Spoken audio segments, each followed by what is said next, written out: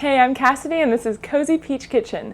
Today I am joined by two appliances to make an absolutely creamy, delicious, and rich no-bake dessert. We're making chocolate peanut butter pie.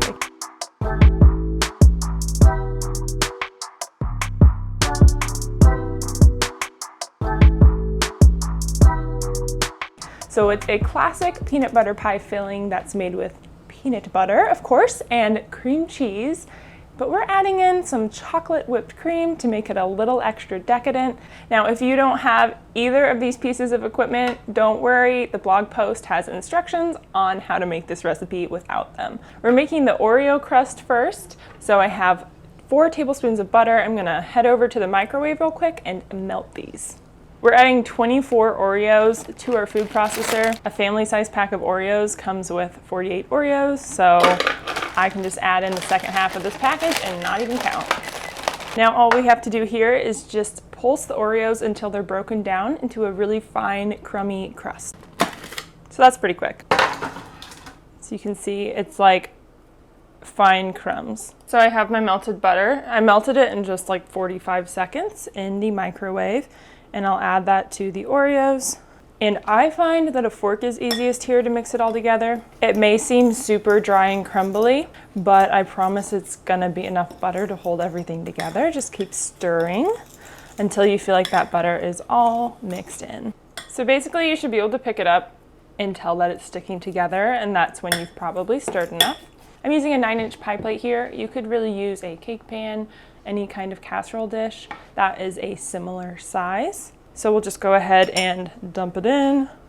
So I start in the center and I kind of push outward so that you can spread the cookie crumbs evenly and make a nice crust.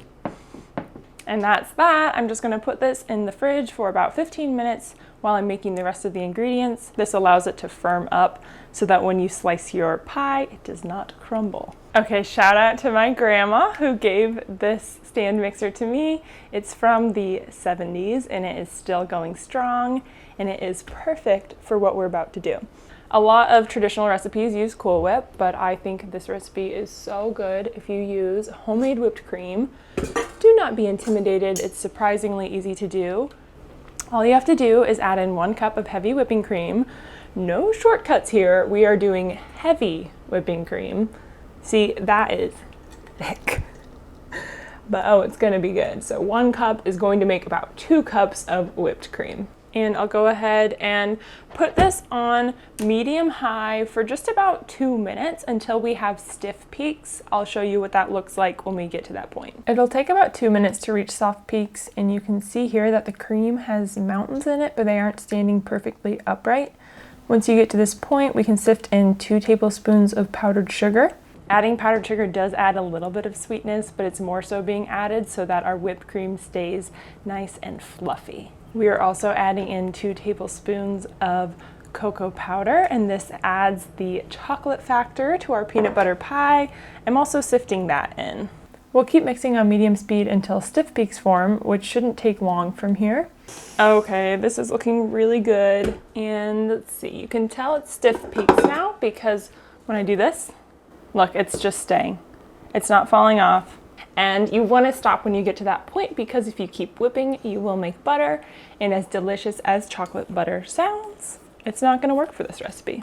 Once you've collected all of that whipped cream, we'll throw it in the fridge and chill it while we make the rest of the filling. You don't need to clean out the bowl or any of this before you make the filling, since it's all going together anyway. So we'll start by adding 1 block or 8 ounces of softened cream cheese. Definitely make sure it's soft, so I usually let mine sit out at room temperature for at least an hour. Slicing it up makes it soften more quickly.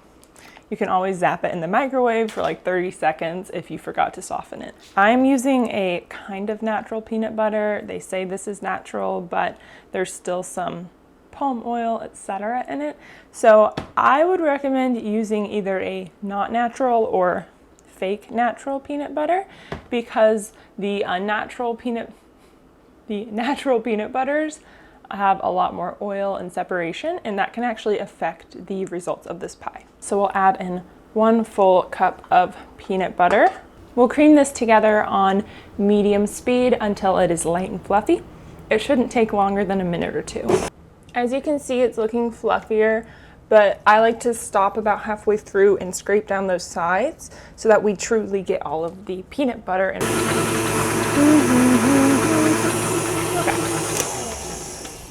Now we can go ahead and add in the powdered sugar. This is 3/4 cup of powdered sugar. I'm just gonna go ahead and dump it all in. And we'll mix it again on medium speed until it is well combined. Oh yeah, that looks awesome.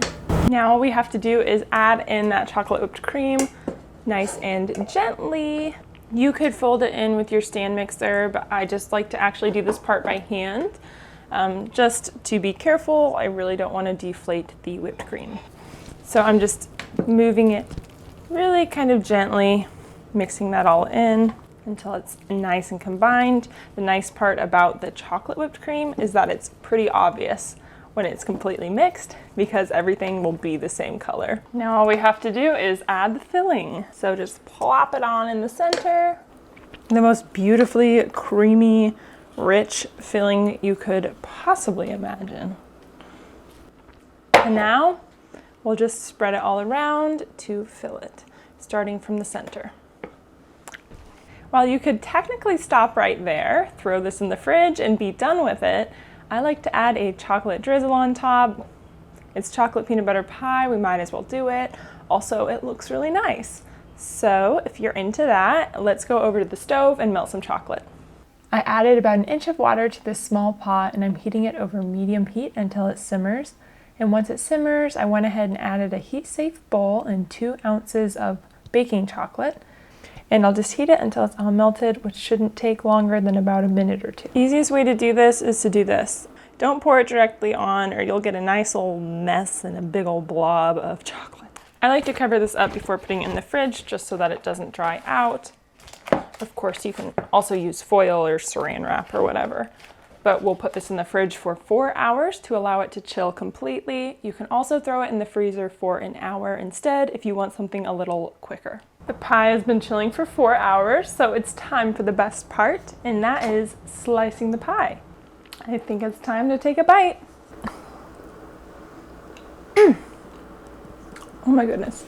See how velvety and smooth that is? The complete recipe, which has the instructions and ingredients list, is on my blog. I'll leave that down below in the description. Let me know if you try this recipe out. If you like chocolate and peanut butter, I think you're gonna love this recipe. Leave a like if you enjoyed this video and want more desserts on the channel, because I am more than happy to make more desserts if people are interested. Definitely hit subscribe. I share new vegetarian recipes every single Wednesday.